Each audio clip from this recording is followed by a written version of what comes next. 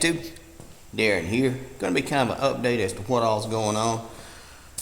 Today we're over here in the big shop, and I'm trying to get some ideas because I still want to do a bunch more stuff over here before I get a lot of cold weather. The nights are getting cooler.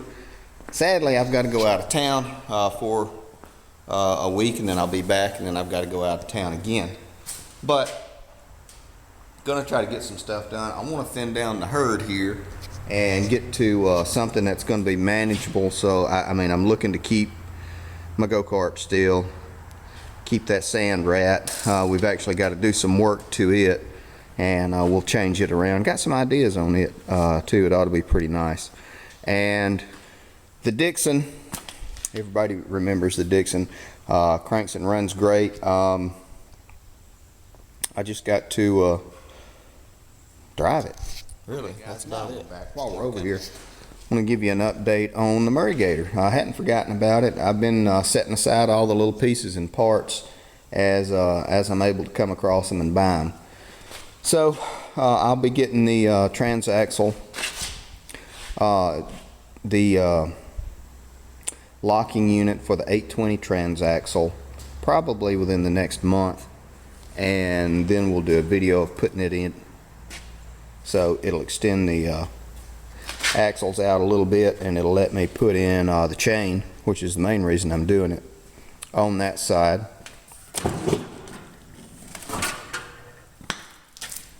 I don't know if you can quite see down in there, but I just don't have enough room to run a chain and sprocket. We'll have to do a little bit of tweaking and adjusting, but should be a lot better. Anyway, this one, this is a Boland's that had left over from my summer mower sales.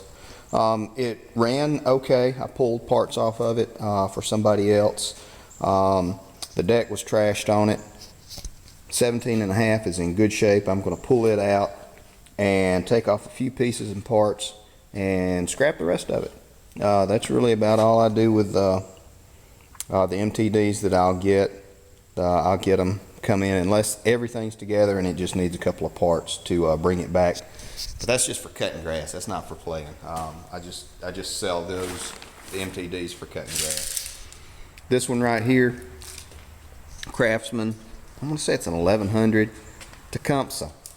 I got it to where it would run and idle, but I just don't like it. So probably what I'm gonna do is take that 17.5, put it on this, be done with it.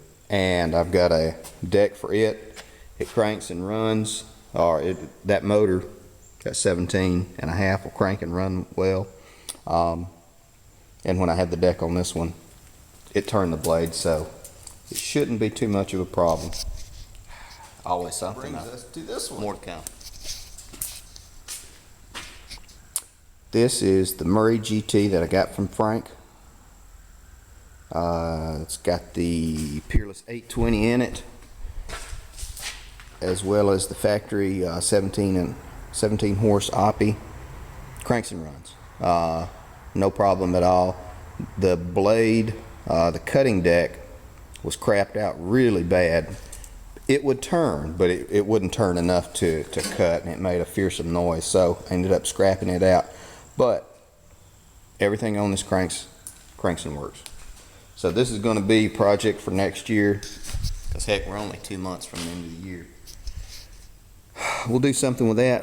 I'm looking to make one more mud mower with this one, but I want to do it a little bit different. This thing has such a high center of gravity when you're out playing.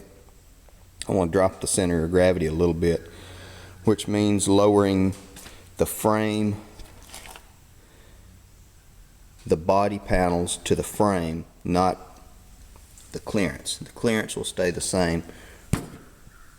We're going to lower this and tweak it a little bit and get it down to where it's has a better center of gravity. More to come, guys. Okay, guys, now we're back, which brings us to this one. This is one that Frank dropped off. It's got a Tecumseh motor. It's blown, and I've been pulling parts off of it when I was getting Frank's mower going. I'm gonna pull it all apart and scrap it out. This one, believe it or not, cranks and runs, but I had some problems with the carburetor, and I've got to get I think a couple of new jets on the carburetor because the ones I have are just so crappy. I couldn't get it to idle worth anything, and I don't have any jets that are good enough to go in it. And this one actually will still bump over. The battery's good and everything. I just let it sit here. The deck works on this one and all that good stuff. There's no key in it. I'd bump it over. Oh well. It wouldn't crank, but it would still bump over. More stuff, more to count. James came down.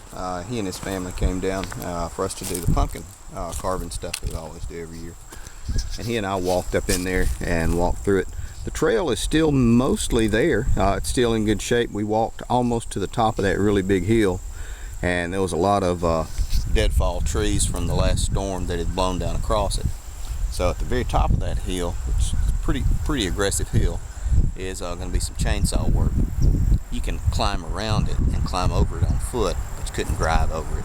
And that's the only ridge that's passable that's not that steep.